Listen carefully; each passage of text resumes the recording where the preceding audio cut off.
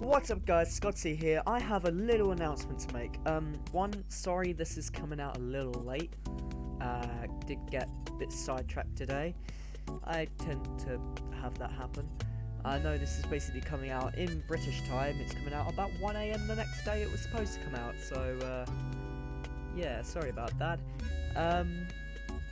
However, I have a small announcement to make. There is a new mod coming out on the 15th of September for Doki Doki Literature Club, and obviously this is brand new, so it hasn't been recorded yet. I'm going to record it.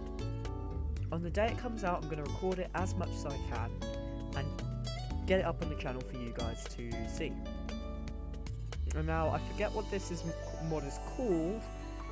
However, just keep an eye out for it. I'll be posting the videos up on the Reddit Discord as well. Not the Reddit Discord, the Reddit, the modding community on Reddit, and probably, depending on the routes that are there, might be on the Natsuki or might just be on the DDLC Reddit. So if you're a Reddit user who's come to the channel, then there you go. Another mod coming out, and it will be out on the day of release, hopefully. So I'll be keeping an eye out for that mod. I'll download it as soon as I see it, and I will play it as soon as I see it. So anyway, I'm going to jump right on in. If you want to hear about that, make sure you ring the bell, click subscribe, and leave a comment about that. I'm just going to jump right back in now. So, how do you think he'll do? He'll pass, I'm sure of it. Ashley and I look up out of a one-way window into a large field with an obstacle course set up. I lean my back against the glass, and Ashley leans forward and rests her hands against a metal rail. That's good. Oh, sorry, that's good. You say that as if you think otherwise. I mean, there is always a chance he could fail. We've known this for a while. There was a chance we would fail too. He's taking the exact same examination that we did years ago, and from what I heard, his instructors said he did very well. I heard too. He was the leader of his class. Something must have happened when we put him through initial training that motivated him. I see. Well, nevertheless, making that change was for the better. I've seen a lot of determination from him, and it kind of scares me. Scares you? I feel that he could push himself too far one day, and that could be his downfall. Oh, I get it now. To be completely honest, Ash, I don't really know how to respond to that. I don't think you get to a point like that, but for God's sake, it is Scotsy we're talking about. The kid has been full of mystery since he came into our care. Exactly. Something about unpredictability. His unpredictability will make him hard to control as an agent when he becomes one. That's why I'm going to be taking over as a division chief when he does. What? You're leaving the field?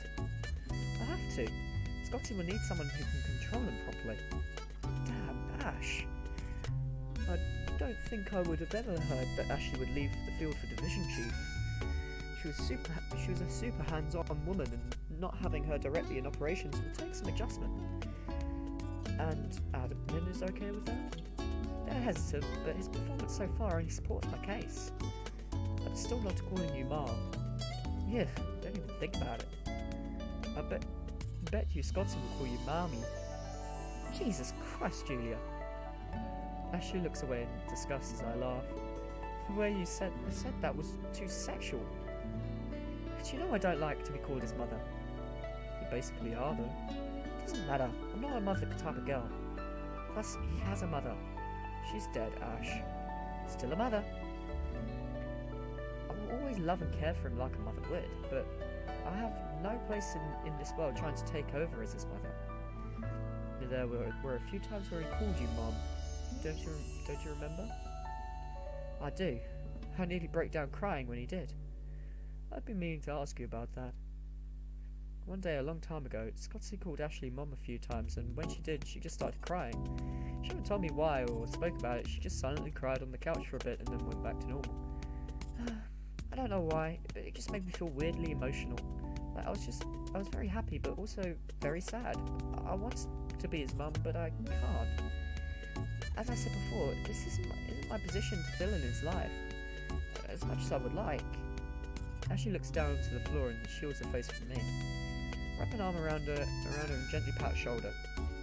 It's okay. I'll be his mommy and you can be my insane sister. Ashley shoves her elbow into my ribcage with the speed of a lightning strike. Oh, you bitch! Rubbing my side, Ashley looks at me and sticks her tongue out. A green light appears over us and a loud buzzing noise rings out from a loudspeaker. Looks like he's starting. Finally. I come back to consciousness on the cold concrete floor, someone in the middle of a dark room. It's all too familiar feeling, makes me feel sick to my stomach. Ugh. As I stand up, I rub my head to relieve some of the intense stinging that radiates from it. Damn, that hurts. Letting my eyes adjust to the darkness, it looks like I'm in a completely empty room with a few white disposable buckets scattered around. I quickly pat my pockets to check for my weapons, but it looks like all of it was stripped from me. Great. The door to the room sits across from me and says on my way out. However, getting it open is going to be a problem. It's obviously locked and looks reinforced enough that kicking next to the knob won't do anything but make unnecessary noise. And right now I really don't need to draw any more attention to myself. Looking into each of the plastic buckets, I find nothing of use besides a few bolts, a few nuts, a bolt, a broken screw, and a lot of dust. The labels on the buckets have been scraped off and now only leave white traces of adhesive behind. Maybe I can use one of these to my advantage. Inspecting into each of the bucket, I find one that is cracked on the side. Perfect. Take both of my hands and pry the bucket apart suddenly, creating large jagged edges as it cracks. Each time it cracks, it creates a lot of noise, so my eyes stay glued to the door. Finally, breaking it down enough, I slam my left foot against the ground on top of the bucket, breaking it into manageable pieces. Scouring through them, I found a good-sized piece that is sharp enough to use as a self-defense weapon. As I put the piece of plastic in between my belt and my pants through a makeshift sheath, the doorknob starts to shake. Instinctively, I quietly get to the right side of the door and hug the corner so anyone looking in won't be able to see me. What is that noise? What the hell? Where did he go? As he steps in, I wrap one of my arms around his throat and get him into chokehold. Ha! I pull him inside of the room further and kick the back of his knees to stumble him. Once he drops to his knees, I lean down and continue to strangle him. As his eyes start to roll back into his head, I give him some room to breathe. Oh, what the fuck? I tighten my grip and start to restrict his airflow one more time. Where is Yuri? I'm not telling you. You sure you want to do that? His eyes start to roll back into his head again as he begins to go limp. Once again, I allow him to breathe and come back to consciousness before strangling him more. I can do this for a long time. Monster! He tries to swing upwards and hit me, but misses. I'm going to ask you one last time. Where is Yuri? I'm gonna kill. Goes silent and loses consciousness. You're just gonna make me waste time here until your buddies come and check on you. I'm not even gonna waste my time killing you. Release my grip on the man and let him fall to the floor. Might as well leave him here. He won't be able to get out from the inside anyway. But let's take his keys. I'm gonna need them. I bend down and take his keys off of him and close his door behind me outside. Taking a moment to look through the keys, I find the correct one and lock the guy inside. The hallway I'm in is almost as dark as the room, but with a small window that lets in the moonlight. The floor looks like it's been torn up and is raw. Perhaps it was a tile floor before. Whatever, the floor is the least of my concern. I need to find out where I am and if Yuri is here. Going through the hallway, I reach a door that looks as if it was bolted shut. Looks like I'm not getting through there. Next to the door is a moderately sized window. How far am I from the ground? Looking down from the window, there is a small drop, but enough to determine that I'm on the first floor of whatever building I'm in. Tapping on the window, it sounds like I could break it easily.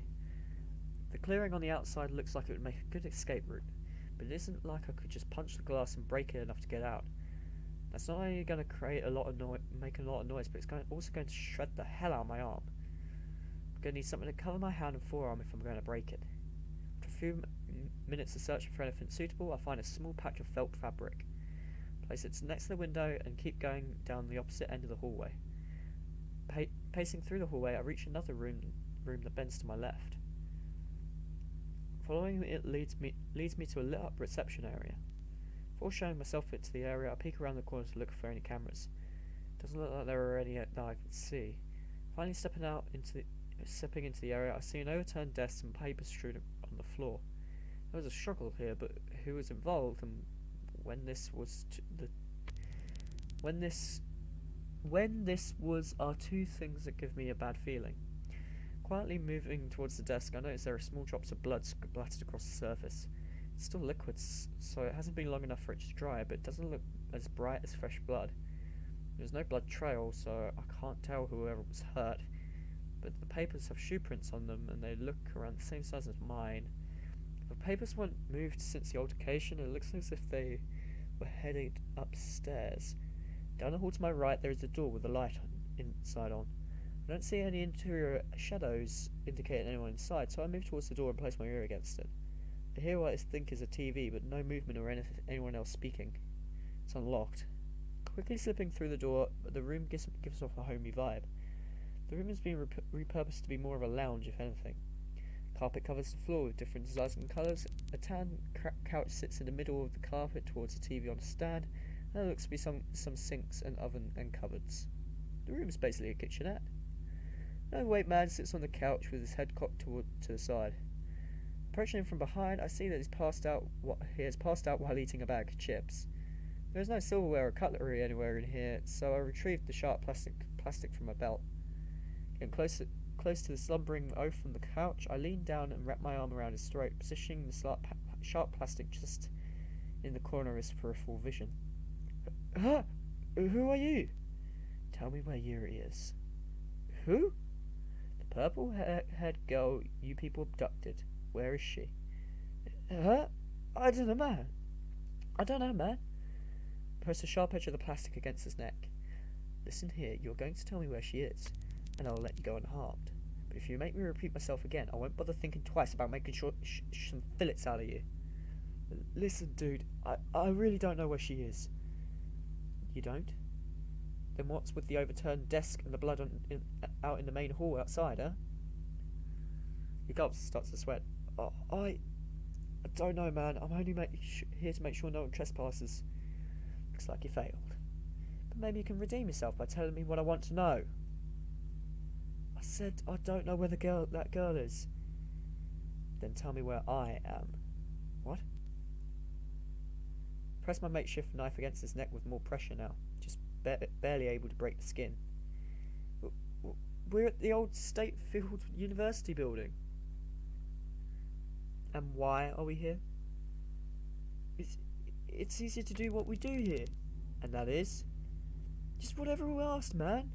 Sometimes we sell things for people, sometimes we distribute, sometimes we sell out space for storage. So what exactly are you in the business right now of abducting 2 high school teens? That's not something I know, the boss knows. Who's your boss? I've only seen him a few times, he never even told me his name. So what you're telling me is you're useless to me? No! What else do you want to know? Please, I'll tell you anything, just... What was that? Please, I'll tell you anything, just don't hurt me. Stop crying and man the fuck up. Where are your buddies? They don't hang around in specific areas, they like to move around.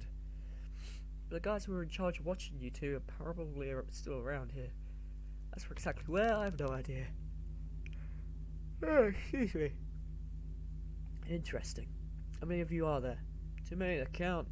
Not good enough. Give me an estimate. I don't know, like 30? One locked in a room, the other dead in the forest. Scratch 2 then. So you have quite the manpower here. Why no one else in here with you? I don't know. You don't know anything, do you? I'm usually in here. The others left to do something a while ago. What are they doing? You sure you want to know? Why would I ask? They went to do something to that girl of yours. What were they going to do to her? I squeeze my arm tight around his neck subconsciously. I don't know. Something secret. I don't know. You're so goddamn useless, it's annoying. You can't even tell me where she is, so I have no more use for you. Wait! I jerk the man's head to a specific angle and he goes completely motionless and limp. As I do that, another set of arms wrap around me and pulls me back. How the hell did you get out here? He pulls me back and through the door into the hallway outside. Several other men await me with grasping arms. About 4 more than the one who just grabbed me. Damn it, this isn't good.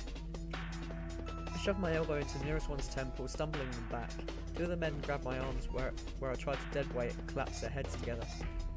When the heads hit each other, I grab one of their legs and try to throw it upwards, but I'm grabbed from behind again. Placing my foot against one of the men's chest, I push off with as much energy as I can muster.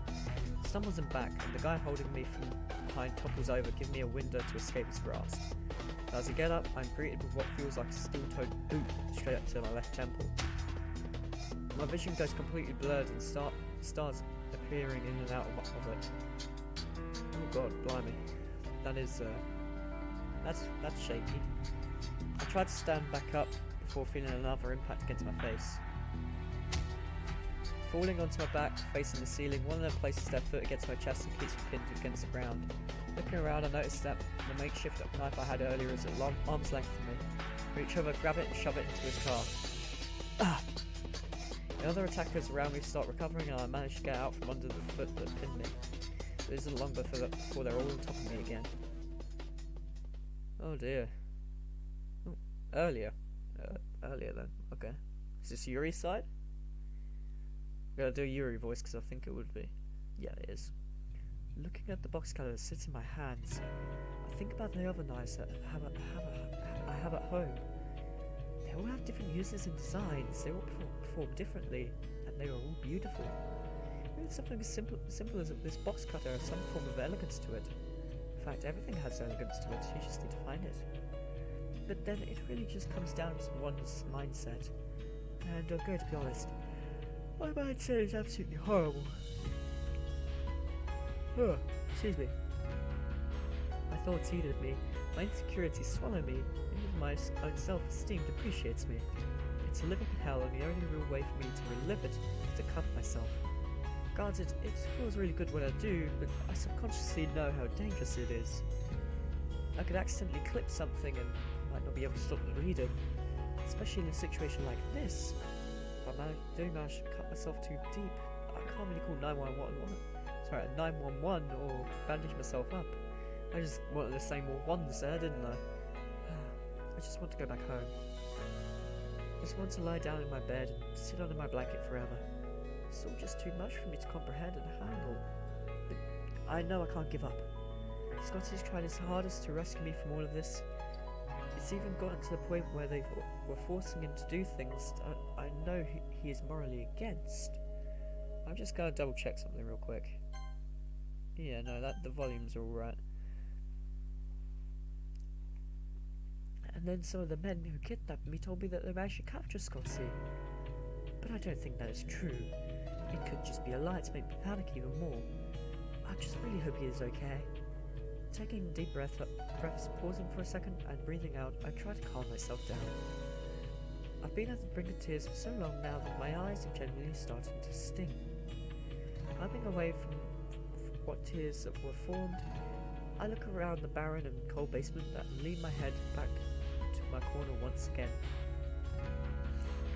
Some noises above me cause me to open my eyes. I must have dozed off for a little bit there. It sounds like the guys above me moving something, which leaves me about with a worried and sick feeling in my stomach, but I try to ignore it and rest a little more. The stumbling above stops after a while, and then I hear the door unlock. 3 men stand in front of me and pull me up. Huh? Get off me! I struggle and try to shake as hard as I can to get free, but their grip on me is too tight. They begin to pull me up the stairs, dragging my lower body against the wooden stairs as they go. Get off me! I flail around and manage to free my left foot and immediately begin swinging it, kicking one of the guys in the groin.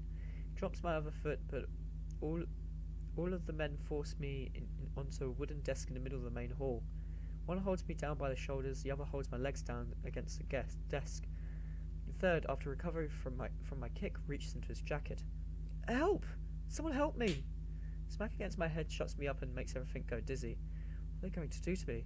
After rustling through his jacket, the third man pulls out a medical syringe that had some fluid in it. My God. He walks over to my left arm, and the man holding my shoulders maneuvers my left wrist out. Please! Please, don't do this! He doesn't respond and uncuts the syringe. Please! Places the needle against my wrist and inserts it into me. No! A very weird warm feeling starts tingling up my arm and into my chest. I can't even bear to look at what he's doing to me. When I feel the needle leave my arm, some blood trickles from my wrist onto the desk. All the men let go of me and I roll onto my right side. The desk doesn't seem to support it with my weight on one side and it topples over. My right shoulder and side break my fall, so my head doesn't hit the ground. But the force of the impact is enough to knock the wind out of me. How long until it takes effect? About 5 minutes. Depends on the girl's tolerance. It's kind of sad to see a young girl like her go through this. Yeah, but fuck it, I couldn't care less. I get paid for this. Damn straight. I roll onto my side and gasp for air, my body tingling like it's falling asleep. Oh God, I don't like this feeling. I don't like it at all. Not only am I having trouble getting my wind back, but the warm feeling also keeps spreading across my body. It's so uncomfortable. Everything starts to go dark and my vision tunnels.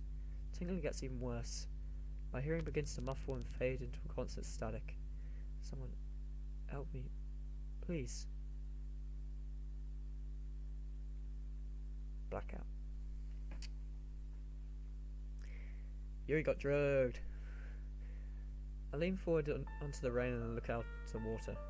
Ashley stands off to my left, peering out at the same lake as I. She's been awfully quiet lately and it's concerned me. It's been a little while since I was made an agent. And ever since then she's acted completely different around me. It brings back an all too familiar feeling from the past. One that doesn't sit well in my stomach and makes me slightly nauseous. And it isn't like I can really open up to Ashley about it either. I was trained to harbour any insecurities or emotional feelings I have. No one needs to hear or see that I have feelings. It makes me a more efficient agent. I'll do what I need to do, regardless of the circumstance or my own moral influence. But as a side effect, I feel like I've grown away from Ashley. Either that or she has grown away from me. Nevertheless, it makes me a little disheartened. I remain silent and let my thoughts ramble at each other for a while. The occasional glare from the sun, reflecting off the lake's surface, catches my eye every so often. The quiet and peaceful atmosphere that surrounds us only makes it a little more awkward. Ashley's presence seems almost ominous, like it was only meant to make things more tense between us. But she ends up breaking the tension. Talk. What's going on in your head right now? Nothing. Why do you ask? You're absolutely quiet. It's annoying. Would you prefer I start screaming? Down it and do it and you'll be thrown over this railing. It would be a refreshing change of pace considering neither of us were speaking at all for a while. Haha. Speaking of which, it's time to go for it. You haven't been as talkative either. What's going on in your head right now? She remains quiet for a second, looking back down into the water. Through the reflection, I can tell she has a degree of sadness written across her face. It's nothing. Just some thoughts getting to me, that's all. Thoughts? That's what I said. Care to elaborate? No. She raises her voice slightly, but enough for me to determine that something is definitely bothering her. I guess I can relate. I've been quiet because some thoughts of mine are eating me too. Huh? I exhale sharply and look up into the sky. Focus on the clouds and begin to explain my concerns to Ashley. Ever since the examination, you acted oddly around me. Granted, I really shouldn't care that you are, but for some reason, I do. And I couldn't bring myself to say anything earlier because everything that's happened to me over the years has definitely made me someone I'm not familiar with. I don't really know how to feel about it, to be honest. I see. Well, it's not like I can blame you either. I was the one who trained you to become who you are now, so I guess I'm at fault for that. Sorry. She looks off to the side and stops talking. Don't apologise for that. You took in a kid who only wanted to die after a deck of cards he was given was bad. You cared for that kid, you made sure he was given an education, and then you then he was trained to become useful in life. You were always useful. You may not have noticed it until now, but you were. You're always useful to someone somewhere, Scotty. Even if it's for a day. You know what you did was right when your memory lingers. How have I always been useful? You gave me a new outlook on life. You gave me a reason to kind of, I guess, care for someone other than Julia or myself. Ashley's words hit me hard. And that is because of a blonde in my life who gave me a chance and the opportunity? Yep. Listen though, Scotty, I know you have a lot going on inside of your mind, and considering where you came from and what you had to deal with your father, I understand it makes you think. Sometimes you feel as if if you can only cause problems and you don't know if the path you take is truly right. I remember our conversation that night. I definitely opened up more than I should have. I shake my head in slight embarrassment and look back down into the lake. Well, it just assured me that you actually have feelings. I resent that. Can you blame me? You literally never spoke at all after we picked you up. You didn't react to anything. You barely even ate anything. When you finally did show a trace of emotion, I was ecstatic. Yeah, I get it. Anyway, I know sometimes you feel like that, but always remember what I taught you. Oh, blimey, I'm leaning on the key, sorry. Always remember what I taught you and what feels right to you. You have your training, but you also have your own judgment. Never confuse the two or forget the two, alright? Right. I appreciate it, Ashley. Let's get close to her and pat her shoulder before turning and walking away. I know you just want the best for me, but I don't think you understand the true things I feel inside. All the training you put me through, after what my instructors tested me with, and what I've done during my short tenure as an agent, it will leave me with various tribulations that constantly battle with each other. And they are the source of my internal war. And one day, that war will end, and one of them will win. That day scares me. My eyes open just to be filled with dust and dirt. Ah! The intense stinging from the dirt causes my eyes to water, making the pain even worse. Rolling onto my side, I vigorously rub both my eyes with my hands. Once I'm sure the majority of the dirt in my eyes have been removed and the pain subsides, I open my eyes once more. Everything is still in tunnel vision as I look around. Don't recognise where I am. Wasn't I just in the main reception hall of one building? I'm not even in the basement anymore. Hello? My voice echoes through the room, startling me. It looks like an empty lab or of some sort. I'm struggling to get to my feet. Overwhelming dizziness washes over me. Oh no. I drop to my knees and vomit onto the ground in front of me. Nothing but water comes up, but it feels like my stomach is trying to throw up actual food. It hurts so much. I absolutely hate the feeling of throwing up. Ugh. For a few moments, my vision and hearing clears slightly. I shake my head a few times to try and get my wits about me again, but the dizziness still remains. I kind of feel like I'm moving through sand, and after a few minutes, I start to feel my body get lighter, and I try to get back onto my feet. Something metallic sticks into my chest. I reach into my shirt to check and discover the basement key. Huh, I still have it. Wait. Exclaiming those words out loud, I reach into the side of my pants and feel the box cutter still there. Yes! Practically yelling out, I cover my mouth with my hands for a second and listen for anyone to approach. Nothing. Grabbing the box cutter and holding it tightly in my hands, I walk towards the window on the far side of the room. Looking outside, there are a bunch of trees that I recognise as part of the forest at the edge of town. But for where specifically I am, my mind isn't fully clear, so I can't think too much about it. Resting my head against the window, it begins to fog up. I need to find a way out of here. If I can get down there, then I can try and find a police officer. And I really should be quick about it. I've no idea what those guys did to me, but I feel very weird still. Lifting my forehead out off the window, I tried to shake it once more. But of course, the feeling doesn't dissipate. I might as well try to find a way out of here. Turning around, I start heading towards the door. Gripping the box cutter tightly in my hand, I reach with my free hand and open the door. I'm walking into the hallway outside. The hallway is darker than usual, so it has to be a bit later in the night. Looking to my right, I see a stairway and start to run toward it. Where do you think you're going, Yuri? Yeah! The man that first showed up at Scotty's house when I got kidnapped walks around the corner. He stands in the middle of the hallway, blocking me from getting any closer to the stairs. I asked you a question. Get away from me! Not going to happen, sweetie. You see, I've heard that you've been escaping your confines lately. And one of my basement's keys has gone missing too. Don't suppose you would have any idea where it went, would you? No. My hands start to shake and the pit of my stomach convulses into a knot. I take a few steps backwards and try to distance us, but to my despair he takes a few steps towards me. Your style has become quite the handful for me.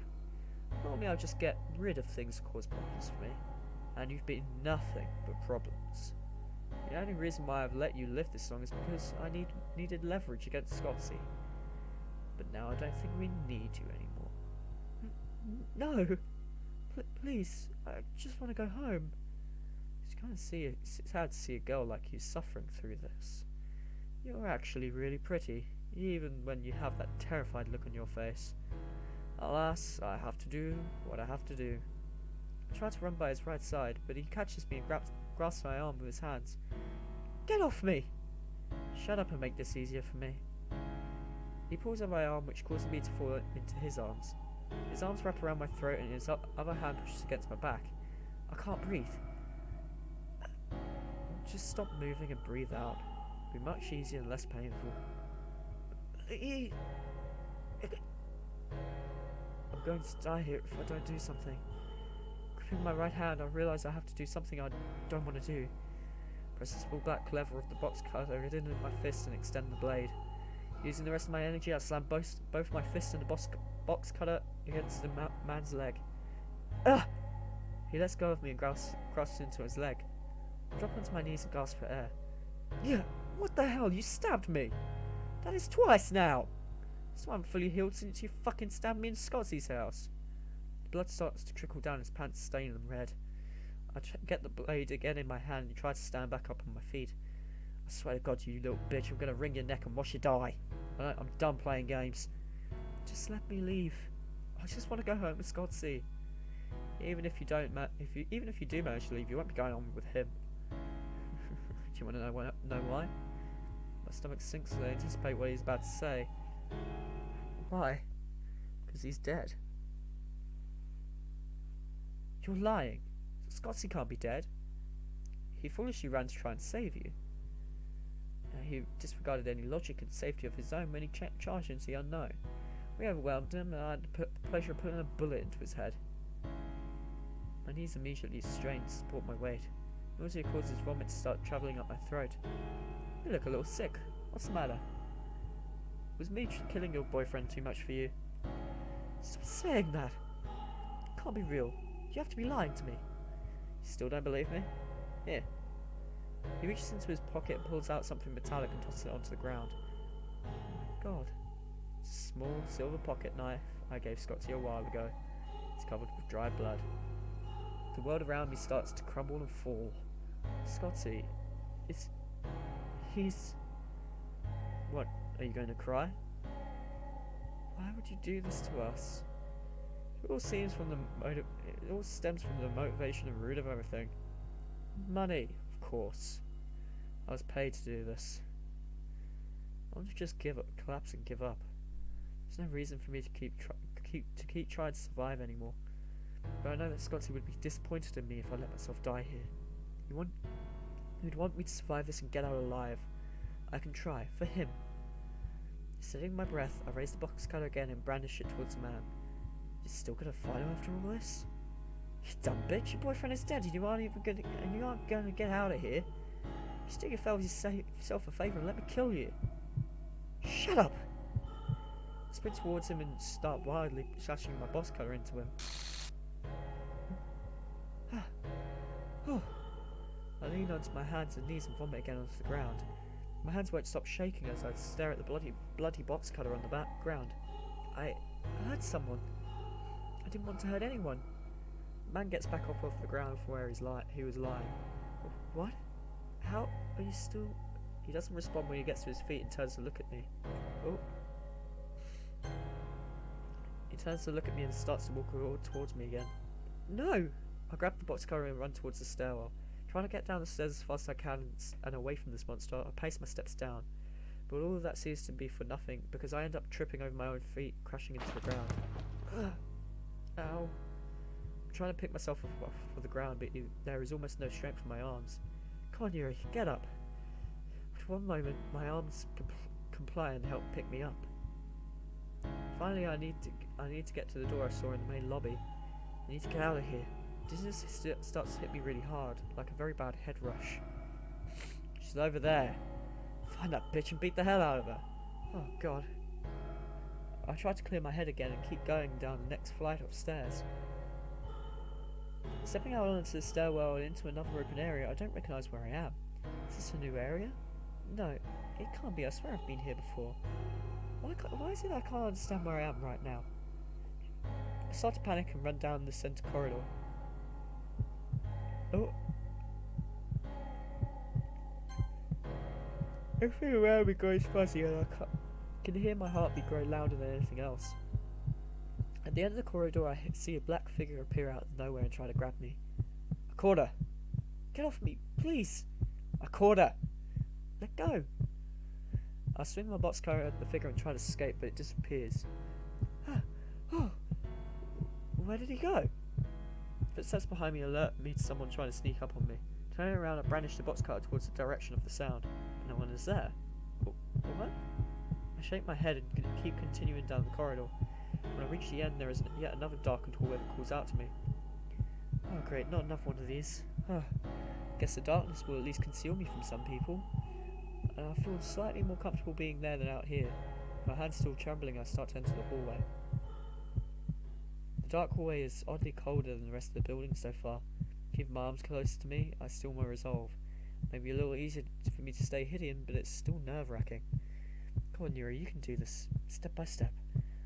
Trying to encourage myself to keep going and ignore the fear that weighs my legs and keep walking. What the heck? No. That was not a nice laugh.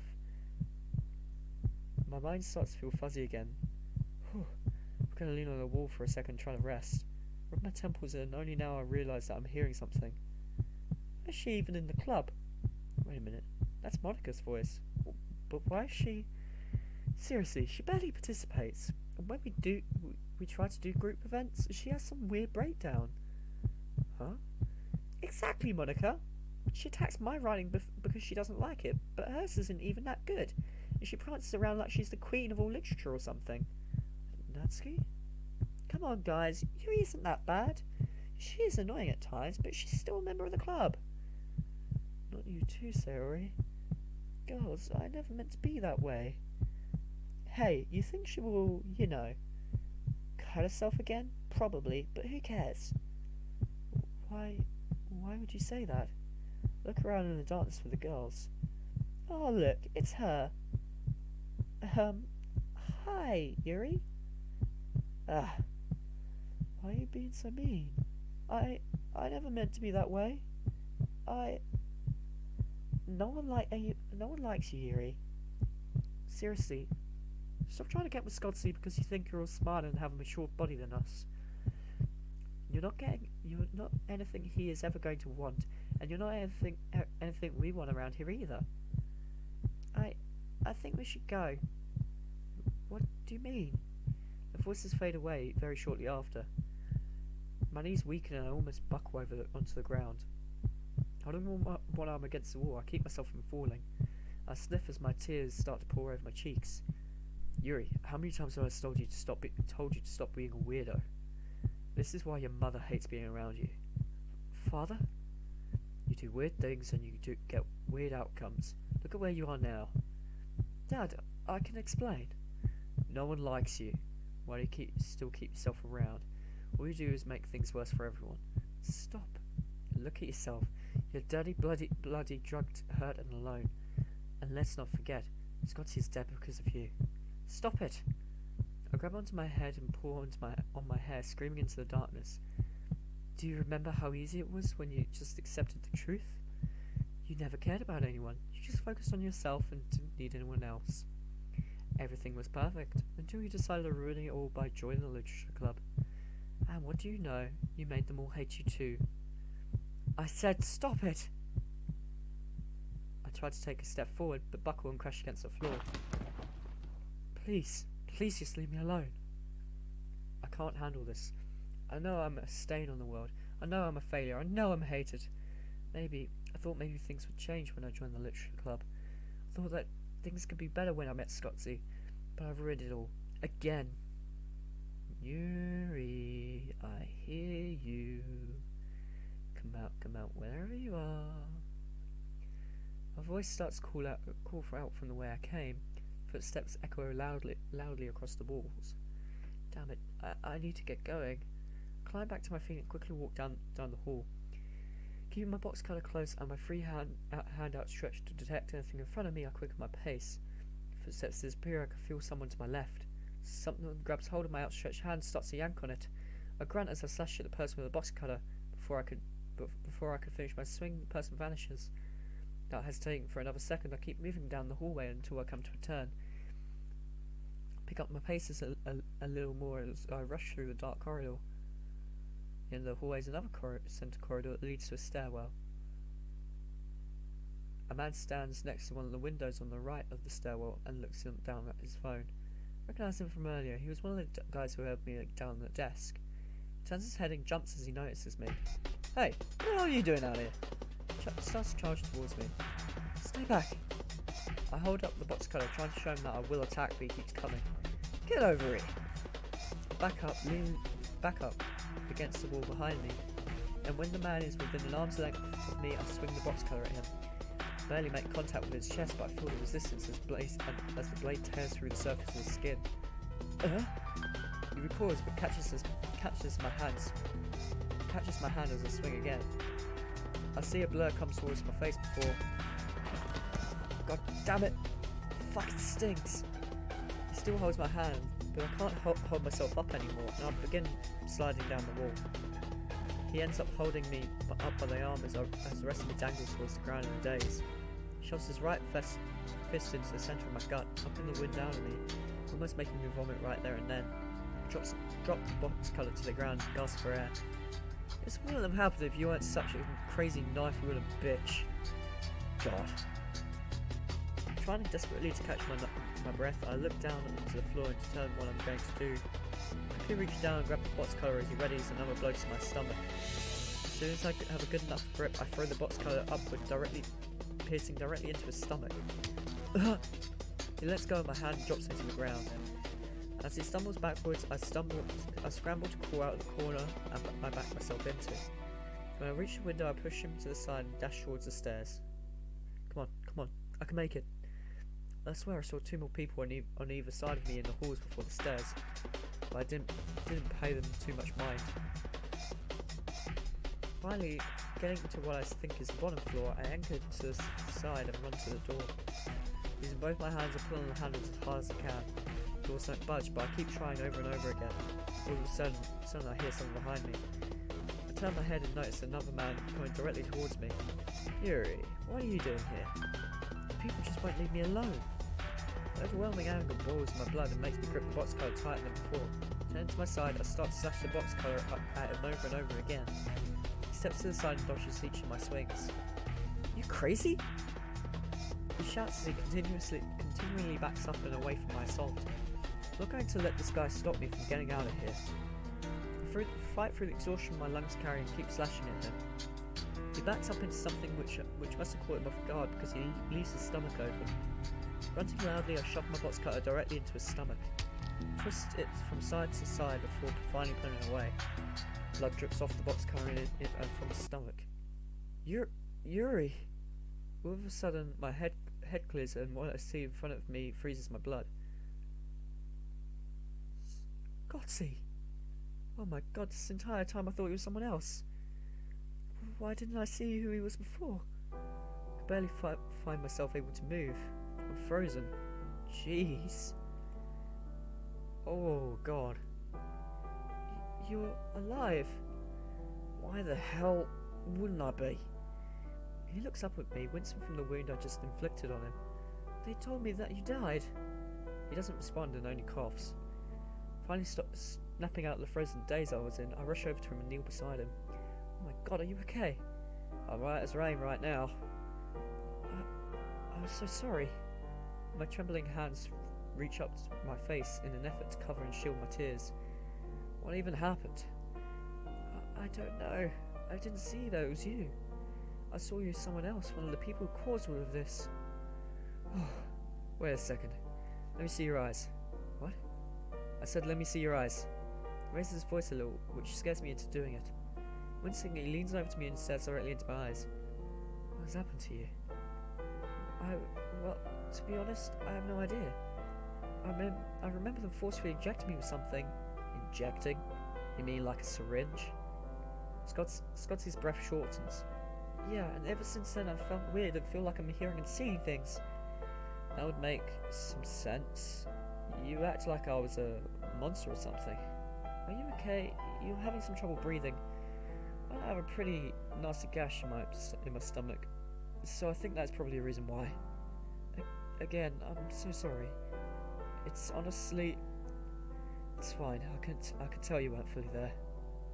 Another glance down at Scotty's stomach shows me the profuse amount of blood he's losing, sends me into a panic almost immediately. What do we do? Earlier. Oh great, then we get Scotty's other side of the story? More earlier stuff? Oh. Using the back of my hand, I wipe the blood from my bottom lip. I'm out of breath and I'm running out of energy rapidly. I managed to fend off my attackers long enough to get away, but not unscathed. Sharp pain in my left side is most likely an indicator of a broken rib. A warm, dull pain shoots up my right leg. It's most slightly sprained. Damn it, I was hoping to get away a lot sooner, but they just kept killing up. Leaning my back against the wall, I run my hand through my hair while exhaling deeply. I need to find Yuri and get out of this hellhole. Situations like this aren't too stressful or difficult for me to manage on my own, but since Yuri is involved I have to work for two basically. I can't just worry about myself and escape, which is why I can't give up. I have to keep going. Each inhale I take stings because of the broken rib, so I try my best to keep my breath gentle. Centering my stance and mentally preparing myself, I start down the dark hallway once more. I hear yelling from several people around the building, no doubt looking for me. Keeping quiet, I skulk down the hallway until I reach a bend. The bend veers off to my left and leads to a small door at the end. Opening the door reveals to me a small skinny stairwell that leads up to the building. Probably faculty stairs? Either way, they're going to get me out of the immediate area of my pursuers. Starting up the stairs, I hear a scream off in the distance, but not a specific direction to where I can pinpoint it. It sounds like Yuri. Dashing up the stairs to the next floor, a stretch leads me across the back of the building. Ignoring my leg, which is screaming at me to stop running, I continue down to run down the hall. Reaching one of the upper levels hallways, I turn and notice someone standing in front of me. Hello, Scotty. Well, long time no see. I ain't liking to stay here. Well, you know, maybe a kink here or there could probably go on my review, but other than that, sure. Enough of your witty talk. You're becoming more of a thorn in my side than anticipated. You brought me here, what did you expect? I expected you to die quickly. You were wrong. I'm not going to be dying here, but I can't say the same for you. Alas, you're a little too late for that, for your dear friend. What? She kept fighting against us, so we had no choice but to put her down like a dog. She was behaving too belligerently, and she was a danger. He reaches into his pocket and pulls out a small metallic pocket knife. It's one that Yuri gave to me shortly after the festival. It's covered in blood, which makes my stomach drop as soon as I can notice it. You see this? It's this right here. He waves it towards me with a flick of his wrist. It's what killed your precious Yuri. So you have my pocket knife and you managed to cut yourself on it. Big deal. That isn't proof that Yuri is dead. At this point I'm testing a popular internal practice at my job. People's eyes tell you when they're lying. They behave a specific way without consciously knowing, and he exhibits some of these behaviours. You're just stalling now. Your tricks won't work on me. I know too much about you. Interesting, but you seem to know. You do seem to know more than the average Joe. Would you be so kind as to explain how? I have my ways. If you find someone that interests you, you do research on them. Whether or not the research is extensive is something you determine. At first, when I was paid, I didn't give two shits about who or what you were, but after a while, I found an interest, and I kept learning more and more about you. Besides to humour him while he goes on his tangent. So far, I've let him think that he has me cornered. But no matter how much information he has on me, very little of it is actually about who I am or what I do. Not even the most talented private investigator would be able to uncover my origination, and that part of the law, per se, around me. Now, what I'm really curious about is why you are here. I think it was evident. I'm here to get Yuri back. Okay, Captain Obvious. I'm talking about coming to this town. It's Major. He scoffs and rubs his temples. I'm here to go to school, nothing more. What about your old school, huh? Wasn't a general education school. Well, that's very obvious, because look at you, you've done things that no other boy your age could do. But why would you come here, of all places to go to school? Raises his voice and chuckles as he finishes his sentence. And joined a literature club with only girls, no less. And? Do you not see the correlation here? Humour me with it. You, a new mysterious boy who has an insane physique and logical intelligence, just pops up. Teenage girls are more inclined to gravitate towards you because they see you as a perfect individual. You're basically taking advantage of these poor girls. Excuse me?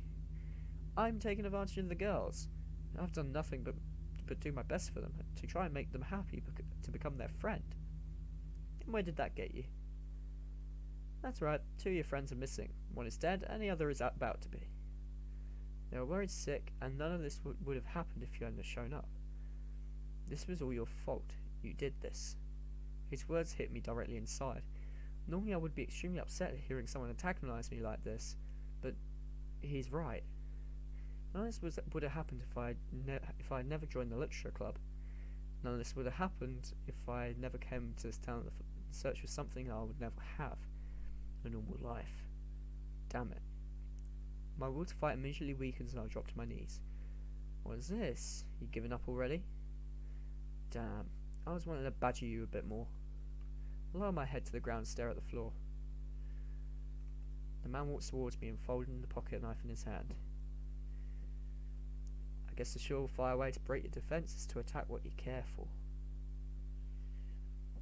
But this time, I wasn't the one to do that. You did all of this yourself. He stops directly in front of me and I feel the tip of the blade tap on my scalp. It's a shame all this had to happen. Yuri didn't deserve to suffer for your existence. Raises the blade off my scalp, prompting me with a window to strike. Balling my left hand into a fist, I throw my arm upward and impact directly into his groin. Out of bodily instincts, he bends over, allowing me extra time to wrap my arm around his wrist and secure the blade. Next, I stand up while wrapping my other hand free hand around his neck. Forcing myself to push through the pain in my leg and ribcage, I throw both myself and the man forward. Momentum allows me to slam into the ground and into the hard marbled flooring. Standing over him, I wait for a response. He remains motionless and still, confirming he has lost consciousness. She may not deserve it, but you do. I'm not going to let her down. I may have caused all of this and I will have to face my consequences afterwards, but right now I need to get Yuri to safety. And I swear to God, I will not let anyone stop me. Looking around to see if anyone else is here, I clear the room and head towards the stairwell. Each step downwards sends a shooting plane up my leg and into my back.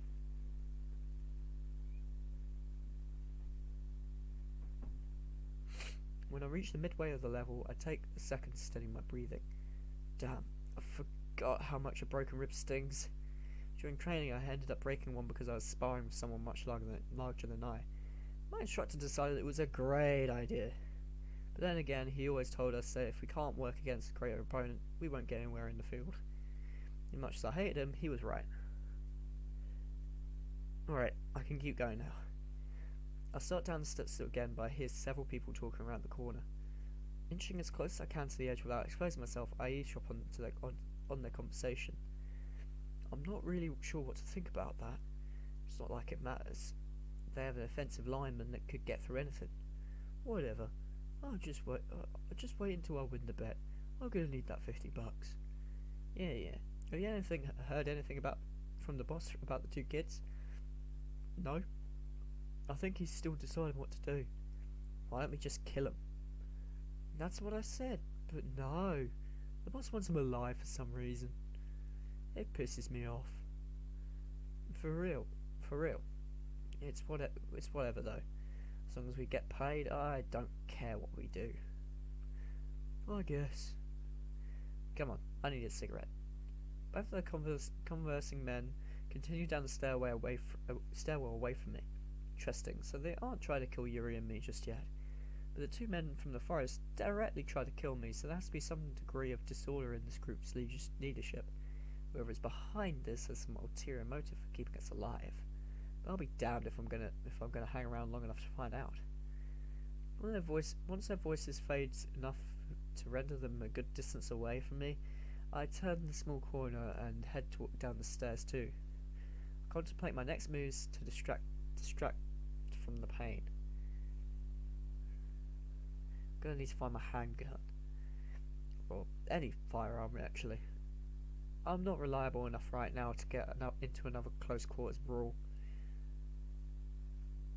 Stepping out onto the bottom floor, I turn to my left and head towards the lounge from earlier. I'm really hoping no one is there, because I have a hunch that is where my handgun is. Sticking to the door, I place my ear against it and listen.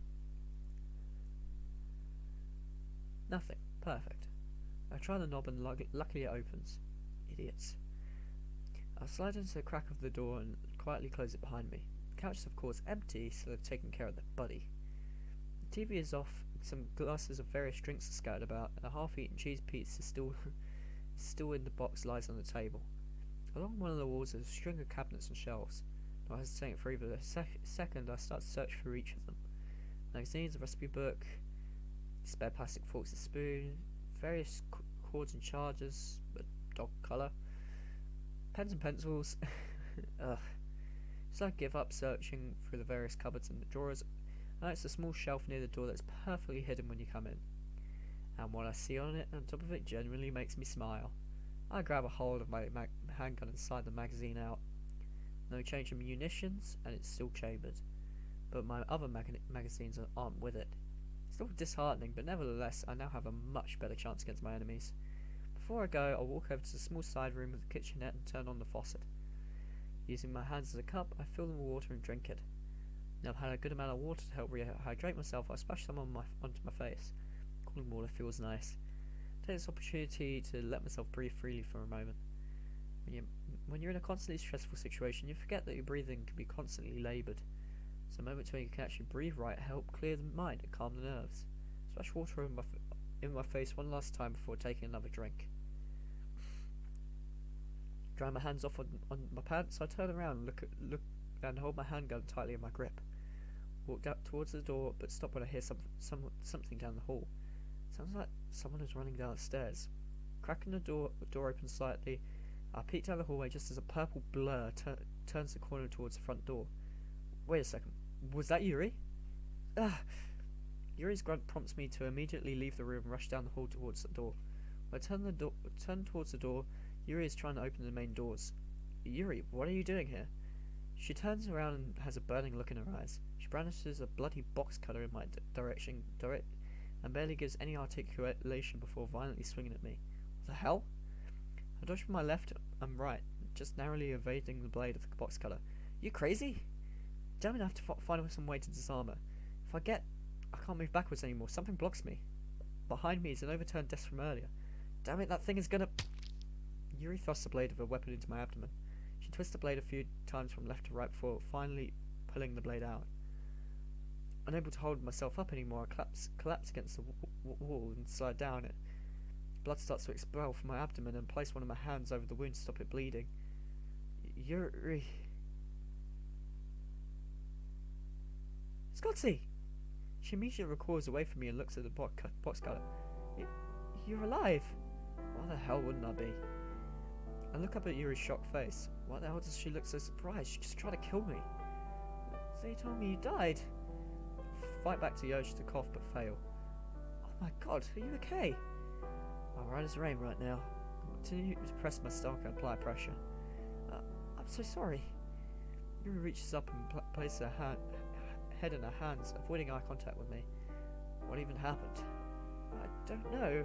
I didn't see that it was you. I saw you as someone else. One of the people who caused all of this. She didn't see me as me. What kind of sense does that make? I cut myself off when Yuri makes eye contact with me again. Her eyes look strange. Wait a second. Let me see your eyes. What? I said let me see your eyes. I raise my voice slightly because of the pain, but I do my best not to raise it too much. What's happened to you? She reluctantly leans towards me. Pupils are dilated hardcore. Well, to be honest, I have no idea. I remember being forcefully injected with something. Injecting? You mean like a syringe? I catch myself about to cough again and hold my breath to keep myself from doing so. Once the tickle in my throat dissipates, the pain and the bleeding start to make it hard to catch my breath. Yeah, and ever since then I felt weird and I feel like I'm hearing and seeing things. That would make some sense. You acted like I was a monster or something. Are you okay? You're having some trouble breathing. Well, I have a pretty nasty gash in my stomach, so I think that's probably a reason why. Again, I'm so sorry. It's fine. I could tell you weren't fully there. Yuri looks around and stops on my stomach just as the beads of blood trail between my fingers. The sight makes her gasp and nearly panic.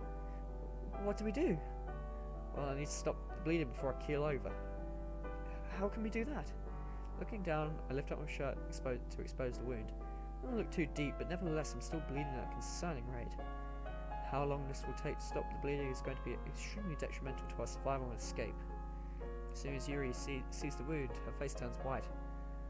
Listen, there is a small lounge down the hall just to our right. I saw a first aid kit in there from earlier on the southern side of the room, near the bookshelf. I run in there and grab it so we can put something on this. I point to the direction of the lounge and Yuri nods silently. She gets up and starts to run. Alright guys, I know this is a bit of an odd place to leave it, but I'm just going to leave it here because I do need to stop now. I think this episode's been like over an hour now. So thank you ever so much for watching. If you liked it, please make sure you subscribe, ring the bell for more notifications, and as always guys, let's make sure next time we don't get a game over. Bye!